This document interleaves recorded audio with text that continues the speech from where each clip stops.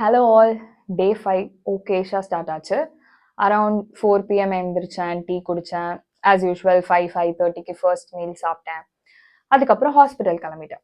So இன்னைக்கு தான் வந்து என்னோட இன்ஜூரியை வந்து ரெவ்யூ பண்ணுற டே. டாக்டர் வந்து கட்டு பிரித்து பார்த்துட்டு வாட் இட்ஸ் அ மிராக்கிள் அப்படின்ற மாதிரி ரியாக்ஷன் கொடுத்தாரு. லைக் என்னோட ஸ்வெல்லிங் எல்லாமே சூப்பராக குறைஞ்சிருக்கு அந்த கட்டு போட்டதில்.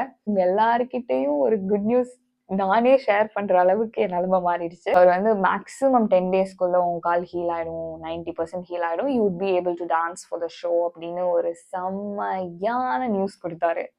செம்ம ஹாப்பி, செம்ம சந்தோஷமா வீட்டுக்கு வந்தேன். இப்போதான் ஒன்று ஃபிகர் அவுட் பண்ணேன்.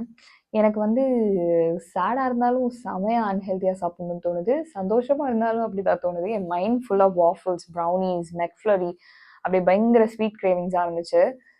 இன்னும் 5 days இருக்கு சேலஞ்சுக்கு. அதனால எப்படியோ அதை மோட்டிவேட் பண்ணி புஷ் பண்ணி ஸ்வீட் கிரேவிங்ஸை சாட்டிஸ்ஃபை பண்ணுறதுக்கு ஸ்ட்ராபெரிஸ் அண்ட் ப்ளூபெரிஸ் சாப்பிட்டேன் instead of unhealthy food. And actually it worked. நீங்களும் ட்ரை பண்ணுங்க. லைக் உங்களுக்கு ஸ்வீட் கிரேவிங்ஸ் இருந்ததுன்னா கிவன் பண்ணாமல் இந்த மாதிரி ஃப்ரூட்ஸ் ட்ரை பண்ணுங்க. It really work for me.